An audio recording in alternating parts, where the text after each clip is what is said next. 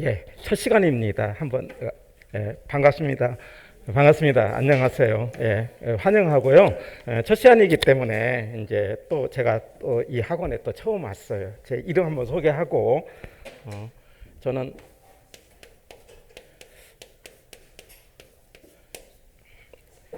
부동산학 개론을 담당하고 있는 임춘근이라고 합니다. 이제 저랑 아마 그 중개사 공부를 하는 데 있어서 저도 좀 설레는 마음으로 어떤 분들이 또 이 용인에 계실까 설레는 마음으로 또 여러분도 저를 만남으로 만약에 내년에 33회 공인중개사 공부가 행복한 한 해가 되기를 바라고요. 아마 충분하게 그렇게 할 수 있으리라고 봅니다. 감사를 드리고요. 더군다나 공부를 하는데 오늘부터 시작한 것이 너무 좋습니다. 왜 그러냐면은 제가 이제 수없이 많이 강의를 해봤는데 일단은 우리는 공인중개사라는 증을 따러 왔는데 증을 따는 방법 가운데 가장 좋은 것은요. 우리 이제 시험 과목이라든가 그 다음에 이제 이런 것들은 지금 해가고 있기 때문에 과목들은 선생들이 하니까 크게 이제 아실 걸로 보고 지금 제가 하려고 하는 내용이 부동산학 개론인데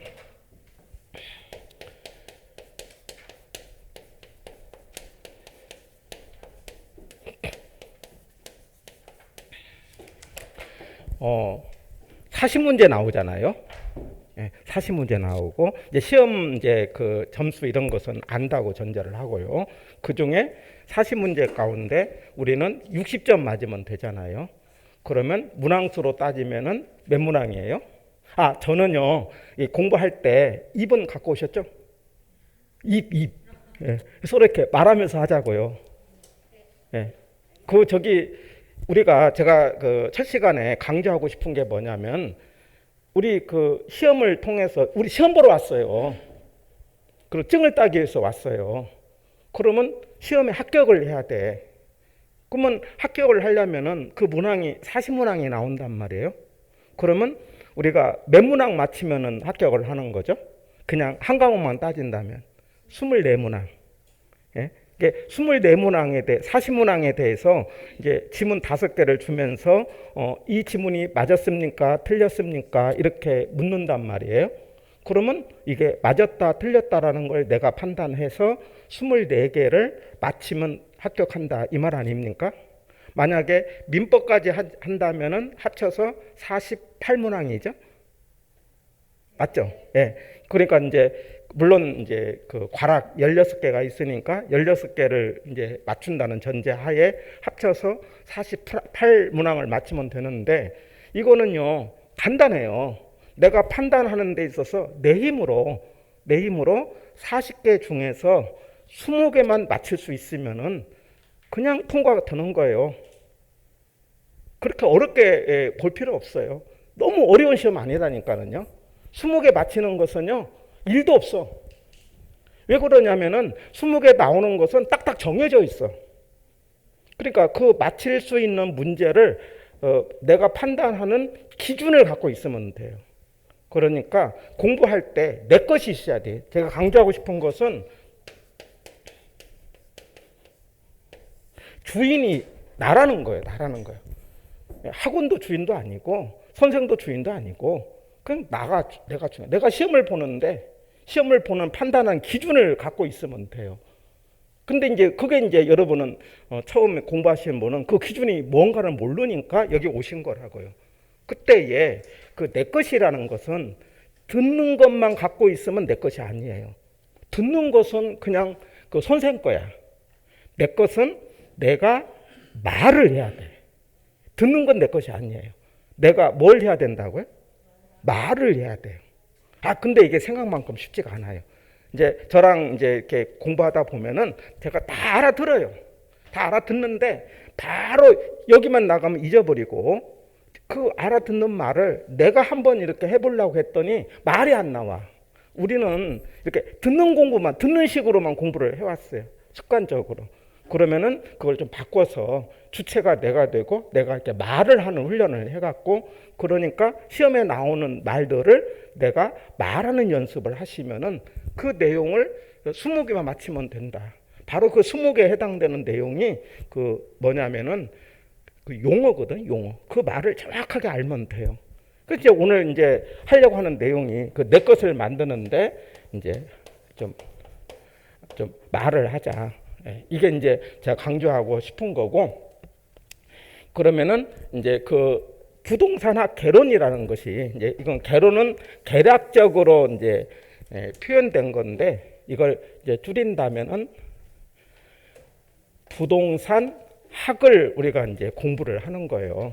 그래서 첫 시간에는 대략 이제 그 어떤 것이 나오느냐, 어디를 보시냐면 책에 목차를 한번 보세요. 여기 맨 앞에요. 그래서 그 시간은 아까 원장님하고 그렇게 이야기를 해갖고 1시 반에 끝나는 걸로 했거든요. 그냥 개론은 1시 반에 하고 그 다음에 한 40분 하고 10분 쉬고, 저는 정확하게 시간 지키거든요.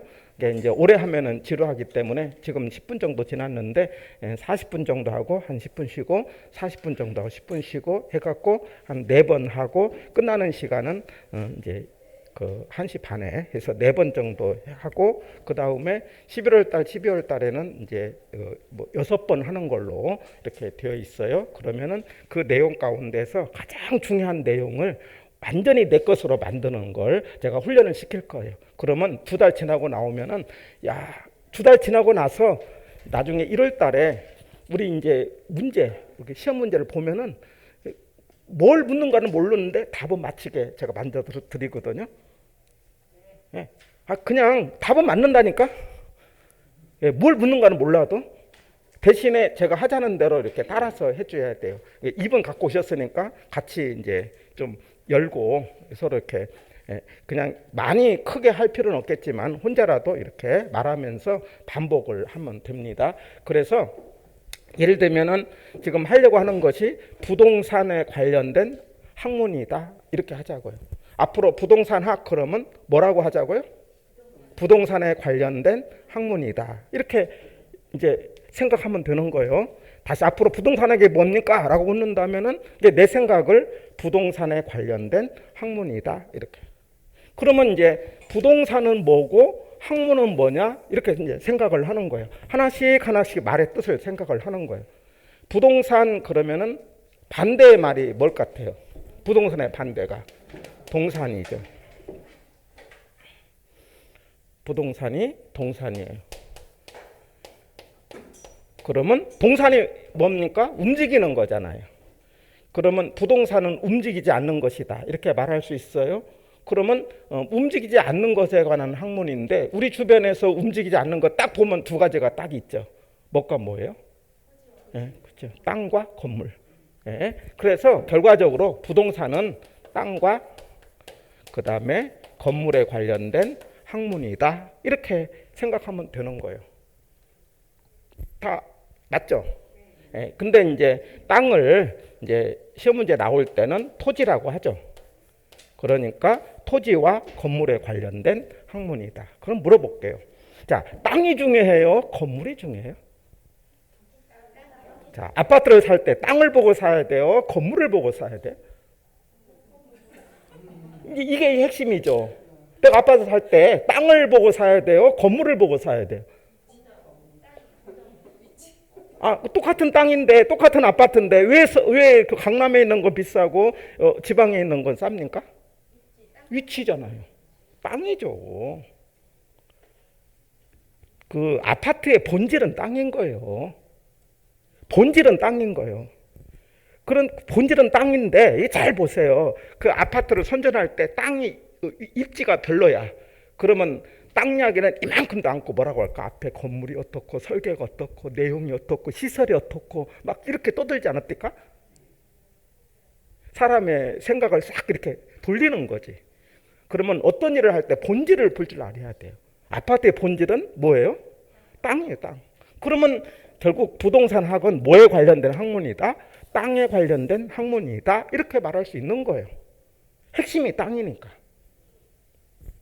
그렇게 이제 기억을 하고요. 2번째, 그러면 학문은 뭐냐 이거죠. 네, 학문이라는 것을 이제 다른 말로 좀 생각을 하면은 객관적인 거다. 이렇게 말할 수 있어요. 객관적이라는 말이 뭘까요? 객관적의 반대는요? 주관적이죠. 객관적의 반대는 주관적. 주관적이라는 것은 뭐냐면은 사람마다 생각이 다른 거. 동의합니까? 예, 주관적, 그럼 뭐라고 한다? 사람마다 생각이 다른 것을 뭐라고 한다? 주관적이에요. 그러면 객관적은 뭐예요? 사람마다 생각이 같게 나타나는 거. 이런 걸 우리가 객관적이다. 그렇게 생각하면 돼요. 그 말은 뭐냐면은 우리가 이제 사시문항을 물을 때 많은 사람이 동의하는 그 기준에 객관적인 기준을 찾아라 이 말이에요. 지금 이해하겠어요? 그러면 이제 예를 들어 볼게요. 저는 이걸 뭐라고 하는 거예요? 책이라고 해요. 여러분 이걸 뭐라고 해요? 책이라고 해요. 그러면 책이라는 것은 객관적인 거예요? 주관적인 거예요? 객관적인 거. 바로 그런 거예요. 그 객관적인 거예요. 그 책 그러면 객관적. 왜 나도 책이라고 하고 다른 사람도 책이라고 하니까 책이라는 것은 객관적이다 이렇게 말할 수 있어요. 근데 어떤 사람은요. 작년에 1년 동안 공부해갖고 딱 보고는 이 징그러운 거. 이런 사람도 있겠죠. 그 징그러운 것이라고 하는 것은 뭐예요? 주관적이죠. 그러니까 우리는 주관적인 것은 배제하고 뭐만 찾자? 객관적인 걸 찾자는 거예요. 그렇게 이해를 하는 거예요. 그러려고 한다면 사람과 사람 사이에 의사소통이 생겨야 되잖아요. 그러면 의사소통하는 과정에 그 말의 의미가 서로 통해야 되는 거 아니에요? 이 책은 이런 거야 라고 여러분 들어오니까 여러분 동의를 하는 거잖아요. 그러니까 무슨 말이냐, 앞으로 부동산에 관련된 객관적인 걸 찾아가기 위해서 부동산에 관련된 말들을 할 건데 그 말하는 것이 제가 전달하는 말이나 그다음에 여러분이 생각하는 말이나 의미가 같아야 돼, 달라야 돼? 같아야 돼. 근데 제가 강의를 하면서 느끼는 게 뭐냐면 저는 이런 생각을 갖고 했는데 여러분은 이쪽 생각으로 그걸 받아들이는 거야. 그래서 그 차이가 막 생기는 거야. 나중에 얼마쯤 가서 시험에서 틀려. 그래서 왜 틀린가 봤더니 듣기는 많이 들었는데 그 말이 무슨 말인가를 제가 이해를 못하고 있는 거라. 그래서 말을 해달라는 거야.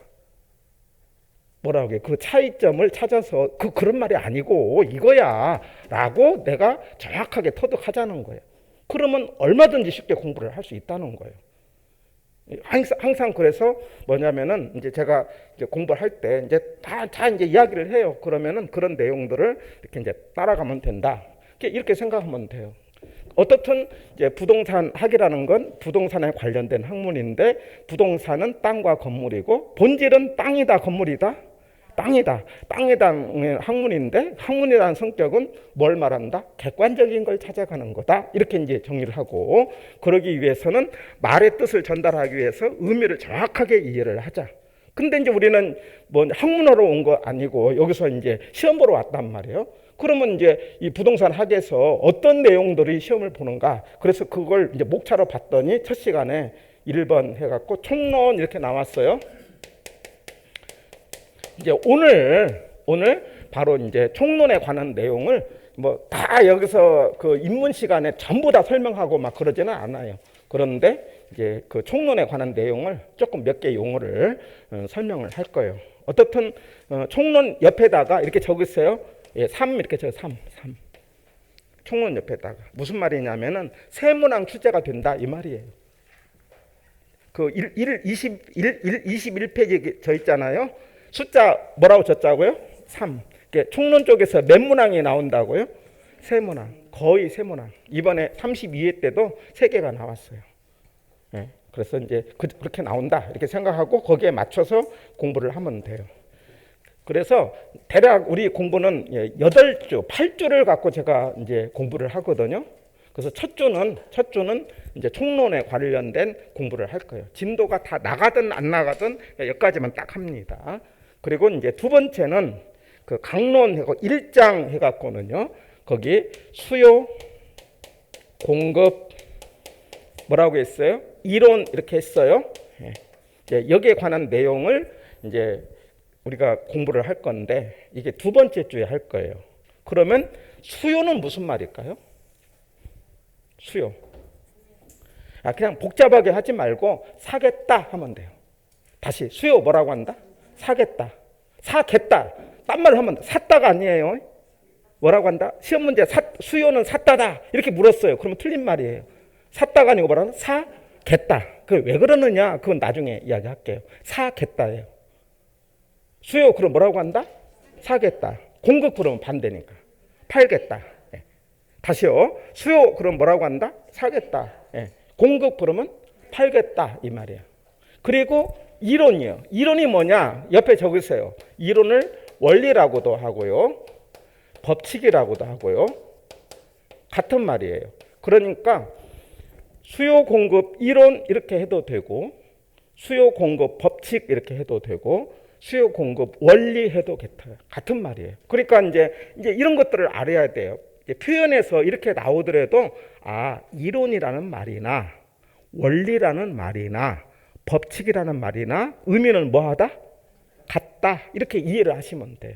약간 차이는 있지만 우리 시험 보는 데는 큰 차이가 없어요. 같다 이렇게 느끼면 돼요. 그러면 여기서 법칙이라는 것을 이제 무슨 의미가 있는가를 한번 생각을 해보자고요. 우리 자연법칙 이런 말 들어봤어요? 자연법칙 들어봤죠? 그거 무슨 말이에요? 자연법칙이 뭐예요? 자연이 반복되는 현상 아닌가요? 그럼 여기서 법칙이라는 말을 우리가 느낄 때 반복되는 거구나 이렇게 느끼면 돼요. 이게 지금 우리가 가을이지만 언젠가는 이제 겨울이 되고 또 언젠가는 봄이 되겠죠? 예, 이렇게 사계절이 반복되는 것이 우리나라 입장에서 그걸 우리는 무슨 법칙이라고 한다? 자연법칙 그러죠. 자, 그런 것을 알면은 어떤 이점이 있어요? 예? 지금은 이렇게 가을이지만 언젠가는 추위가 온다는 걸 우리가 미리 준비할 수 있죠? 예측할 수가 있죠. 예. 그리고 그러면 이제 옷도 준비하고 겨울을 준비할 수가 있잖아요. 그러잖아요. 예. 그러니까 법칙이라는 걸 알므로 인해서 다음에 어떤 일이 일어나는 걸 알기 위해서 법칙을 알아야 돼요. 왜? 그걸 모르면은 앞날이 불안하니까. 불안하면 내가 뭘 어떻게 해야 될지 모르잖아요. 그래서 법칙이라는 걸 알므로 인해서 준비를 할 수가 있다 이 말이에요. 그러면은 수요 공급 법칙은 뭐냐? 수요는 사겠다 이 말이에요. 사겠다. 근데 조금 더 이제 이 말을 풀어가면은 제가 오면서 커피를 이제 사왔어요. 그러면 이렇게 할게요. 1,500원을 주고 커피를 사겠다. 이게 수요예요. 정확하게 하면. 뭘 주고? 1,500원을 주고 커피를 사겠다. 여기서 1,500원은 돈이에요. 돈. 앞으로요. 돈을 주고 그다음에 커피는 물건이에요. 커피는 물건이에요. 물건을 사겠다. 그냥 제가 편하게 물건 했는데 조금 더 이제 고사하게 표현하면은 재화다 이런 말을 해요. 경제 용어로. 뭐라고 한다고요? 재화 이렇게 이야기를 해요. 근데 느낄 때는 그냥 뭐라고 하자? 물건 이렇게 하자고요. 돈을 주고 커피를 사겠다 이 말이에요. 그러면 이제 여기서 돈은 뭐냐면은요. 앞으로 가격이에요. 앞으로 돈 그러면 시험 문제 뭐라고 나온다? 가격이에요. 이제 돈은 가격입니다. 자, 물어볼게요. 돈이라는 것은 쓰는 게 목적이요, 버는 게 목적이요? 이제 예? 다시요. 돈은 쓰는 게 목적이요, 버는 게 목적이요? 그러면 또 다른 질문을 해봅시다. 돈은 많이 가진 사람이 부자입니까? 많이 쓰는 사람이 부자입니까? 그럽니까? 이거는 시험 문제 아니에요. 우리 판단의 문제인데, 근데 돈의 본질은 쓰는 거예요. 돈을 왜 써요? 커피를 왜 샀어요? 이게 중요한 거예요. 뭐냐면은 돈은 나가는 거예요. 쓰는 거예요. 쓰는 건 나가는 거예요. 그러면 나간다는 것은 얻는 것이 아니기 때문에 비용이에요. 비용. 나가는 걸 뭐라고 한다? 비용이요. 그럼 앞으로 시험 문제 볼 때 가격은 뭐하고 같은 말이냐? 비용이다. 이렇게 문제를 풀어야 돼요. 이거 적지 마세요. 그냥 듣고 앞으로 많이 할 거예요. 그냥. 저를 하다 보면 자연스럽게 알게 돼요. 돈은 나가는 거예요. 돈은 나가는 거예요. 그리고 얻는 것은 커피를 얻는 거예요. 커피는 이거는 가치예요. 커피 왜 샀어요? 사서 마셔서 기분 좋게 하려고. 이걸 만족이라고 하면 돼요. 앞으로 가치 그러면 앞으로 뭐라고 하자고요? 만족 그렇게 알아라 이 말이에요. 가치란 말이 나와요. 그러면 뭐라고 한다? 만족이다 이렇게 기억을 해주세요. 이제 그렇게 하면 이제 여기서 시험 문제가 나와요. 자, 가치는 주관적, 객관적. 이건 시험 문제. 가치는 주관적, 객관적, 주관적. 똑같은 커피를 먹는데 어떤 사람은 좋다 할 수도 있고 어떤 사람은 별로야 할 수 있잖아요. 고로 가치는 주관적이에요. 그러면 가격은 돈은요. 객관적, 주관적, 객관적. 가격은 객관적인 거요. 그럼 또 한 번 질문할게요. 우리는 지금 단기적으로는 이제 증을 따기 위해서 왔지만 조금 들어가면은 돈을 벌기 위해서 왔어요. 그러면 돈을 벌려면은 돈에 대한 생각이 주관적이어야 돼, 객관적이어야 돼. 이거는 시험 문제 아니지만은 좀 이제 첫날이니까 생각을 해보자 이 말이에요. 주변에서 돈 번 사람을 잘 보세요. 대개 보면은요, 돈을 번 사람은 돈만 보는 거예요. 돈을 못 번 사람은 돈을 가진 사람을 봐. 다시. 돈을 벌려면은 돈 외적인 걸 보면 안 돼. 그러니까 뭐 해야 돼요? 객관적이 돼야 돼요. 돈만 봐야 돼. 근데 대개 돈을 못 보면 돈에 숨어 있는 그 마음 이게 돈이 어떤 돈인데 하면 그런 사람은 이제 돈 못 벌어. 돈은 돈 자체 아무 의미도 없어. 객관적이라고 했잖아요. 그러면 나가 주관적이 된 사람은 돈을 못 벌어. 돈을 많이 벌어서 행복하냐 불행하냐 그건 별개야. 일단 돈을 벌려면 사람이 뭐가 돼야 돼? 객관적이 돼야 돼. 그래서 우리 잘 듣잖아요. 저 친구 피도 눈물도 없다고. 들었어요? 그런 사람 돈 버는 거 아닌가? 근데 세상은 뭐냐면 물보다는 피가 진하고 피보다는 돈이 진하다고 그러대. 다시 뭐라고요? 물보다는 뭐가 진하고 피가 진하고 피보다는 뭐가 더 진하다.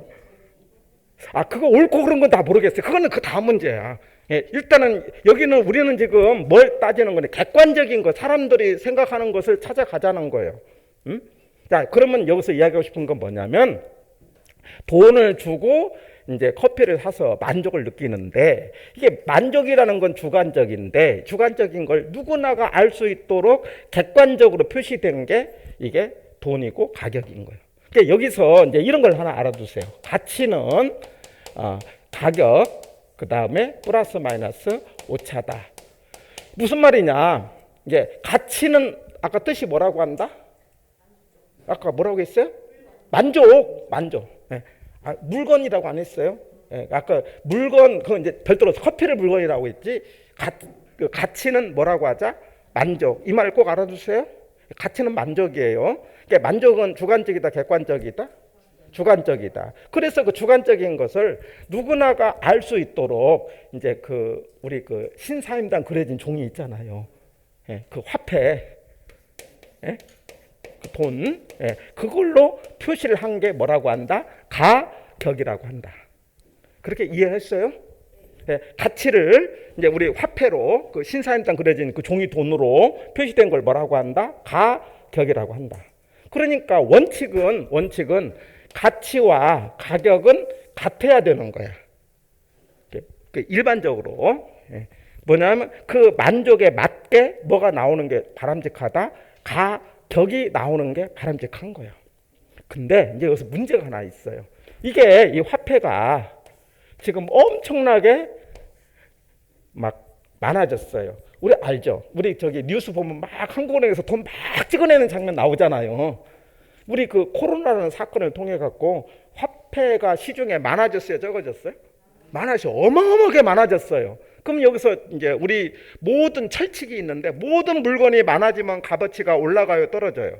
떨어져요. 그러면 돈의 값어치는 올라가요, 떨어져요? 떨어져요. 돈의 값어치가. 그러니까 돈의 가치가 떨어지는 거예요.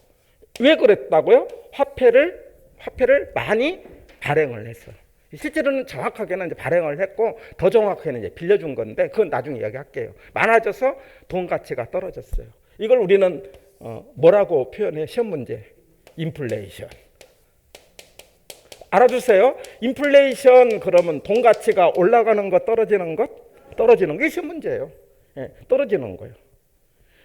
돈 가치가 떨어지면서 그러면 떨어졌다는 이야기는 우리가 뭐가 올라간다? 물가가 올라간다. 이렇게 나타나죠?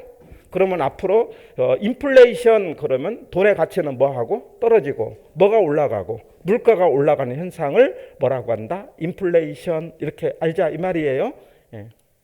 인플레이션 그러면 돈의 가치는 떨어지고 물가가 올라가는 현상. 그러면 이제 어떤 일이 생기냐면 서민들은 갖고 있는 돈이 딱 한정됐잖아요. 그런데 돈의 가치가 떨어지면은 서민들이 살기가 힘들죠. 예, 그러니까 이제 이것을 이제 막으려고 그래서 이제 돈의 가치가 떨어지는 것을 막는 방법은 뭐예요? 돈의 가치를 올리려면은 돈의 가치가 왜 떨어졌어요? 돈이 많아서. 그럼 돈을 줄이면 되겠네. 그렇죠? 아니 이거 맞는 말이에요. 지금 돈이 많아서 값어치가 떨어졌잖아요. 그럼 돈을 뭐 하면 돼? 줄이면 돼. 그 줄이는 방법이 뭐예요? 이거 들어봤어요? 이거 조금 나중에 이야기하겠는데 테이퍼링 이런 말 들어봤어요? 이제 그건 나중에 이야기할게요. 지금 저는요 이따가 이야기하겠는데 우리 지금 공부하는 것은요 동네 복도방 공부하는 게 아니에요. 지금 세계 경제를 공부하는 거예요. 세계 경제를 알아야 지금 당장 지금 미국하고 지금 어떻게 이러는 거 알아야 지금 나한테 영향이 있어요. 미국과 중국이 전쟁을 해서 지금 요소수 문제 생긴 거 아닙니까? 그 요소수로 지금 은행에서 지금 생계를 버는 사람 입장에서는 금방 돈 못 벌어서 대출 못 갚고 막 쩌쩔매고 있는 우리 현실 아니에요?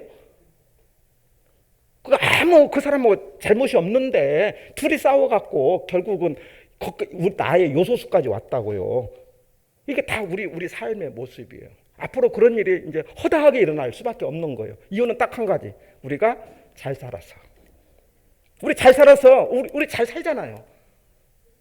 이거 아십니까? 현재 우리의 생활 수준이 일본을 추월했다는 거? 이거 공공연한 거예요. 지금 뭐냐면 물가를 감안한 우리의 수준이 그걸 실질소득이라고 해요. 나중에 이야기할게요. 일본 2018년을 기점으로 초월을 했어요. 그러니까 이제 일본이 더 날린 거야. 우리 밑에 있는 저 친구들이 우리를 뭐 올라가니까 이제 안 입고 온 거지. 그러니까 이제 저 난리를 치는 거죠. 어떻든 우리가 지금 엄청 잘 산 거 아시죠? 편하게 잘 산 거 아닌가요? 아무것도 좁은 땅에서 아무것도 한 거 없는데 이만큼 잘 사는 거 엄청나게 잘 사는 거 아닌가? 그거는 여러분이 한번 느껴야 돼요. 그 반대급부는 뭐예요? 이제 잘 사는 이유는 작은 나라에서 잘 살다 보니까 다른 나라 것을 이용을 해서 싸게 살았거든. 그러면 다른 나라의 영향을 많이 받을 수밖에 없고, 그러면 내가 앞으로 더 잘 살려면은 다른 나라의 그 영향에 대해서 알아야 돼, 몰라야 돼요? 알아야 되고, 그래야 돈을 벌 수가 있다라는 논리가 나요. 결과적으로 수요공급 원리는 돈의 법칙이에요. 다시 수요공급은, 수요는 뭐라고 한다? 사겠다. 공급은 팔겠다. 그래갖고 중간에 돈이라는 걸 매개로 해갖고 다음 주에 이제 이야기를 할 거예요. 그 법칙을 어떻게 움직이느냐라고 하는 거고, 쉽게 생각하면 무슨 법칙을 말한다? 돈의 법칙이다 이 말이에요. 그러니까 돈의 법칙을 알면은, 아니 돈을 벌려고 온 사람이 돈이 어떻게 움직이는가를 모르고 돈을 벌러 왔다? 이게 말이 되는 이야기예요? 아니죠. 돈의 법칙 알아야 돼, 몰라야 돼? 알아야 돼. 알아야 돼. 그러니까 수요공급 이론은 다른 말로 무슨 법칙이다? 돈의 법칙이에요. 이런 말을 해요. 물은 높은 데서 낮은 데로 흐른대요. 동의합니까? 물은 뭐라고 한다고요? 높은 데서 낮은 데로 흐른대요. 돈은 낮은 데서 높은 데로 흐른대요. 다시, 물은 어디서 어디 흐르고 높은 데서 낮은 데 흐르고, 돈은 낮은 데서 높은 데 흐르는데, 여기서 돈의 가치, 돈의 가격은 금리라고 해요. 이걸 뭐라고 한다? 금리. 금리와 이자율은 의미는 약간 다르지만 우리는 그냥 같은 걸로 풀자고요. 앞으로 금리 그럼 뭐라고 한다? 돈의 대가. 예? 돈의 값 이렇게 하면 돼. 돈의 대가를 뭐라고 한다? 금리예요. 그런데 그 금리가 낮은 데서 어디로 흐른다고요? 높은 데로.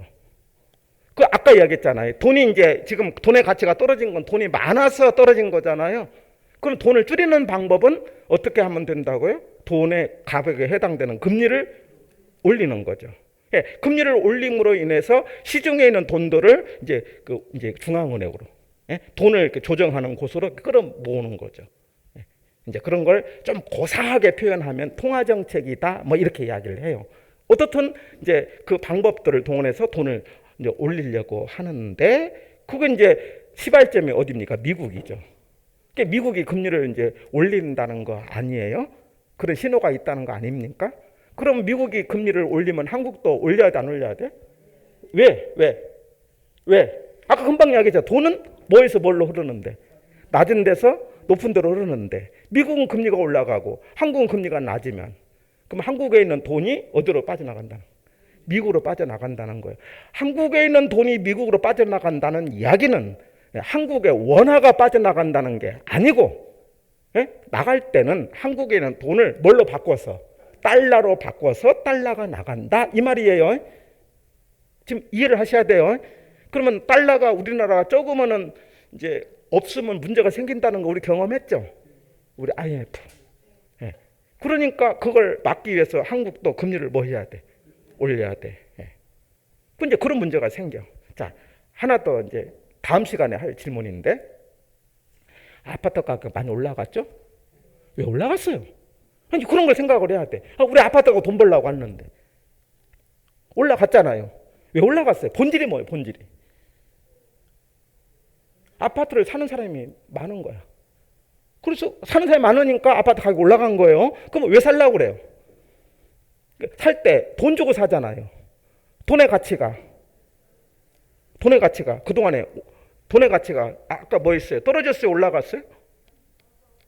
지금 돈의 가치가 뭐 했어요? 아까 돈의 대가가 뭐라고 했다? 금리가 지금 현재 지금 전체 역사 속에서 금리가 높은 쪽, 낮은 쪽? 낮은 쪽.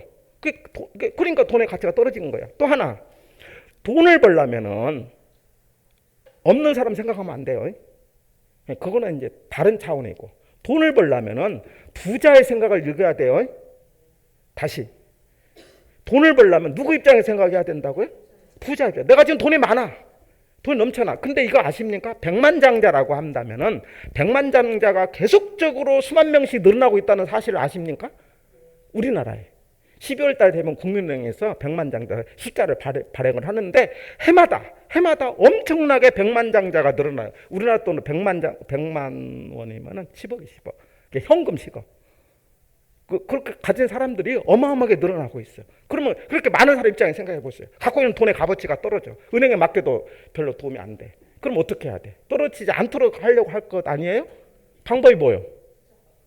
그래서 떨어지지 않도록 하는 것이 주식 사고 그다음에 아파트 산 거야. 그래서 주식 가격이 올라갔잖아요. 아파트가 올라갔잖아요. 올라갔죠. 올라갔단 말이야. 올라가다 보니까 이제 어떤 문제가 생기냐면은 서민들이 이제 뭐냐면 주거가 안 돼. 그래서 서민들이 이제 그 살기 위해서 어떤 문제냐? 이 아파트가 올라가는 핵심은요, 전세 가격이야. 전세가 올라가. 이게 핵심은 전세예요. 전세는 왜 올라갔어요? 갭 투자가 가능해졌어. 갭 투자가 뭐죠?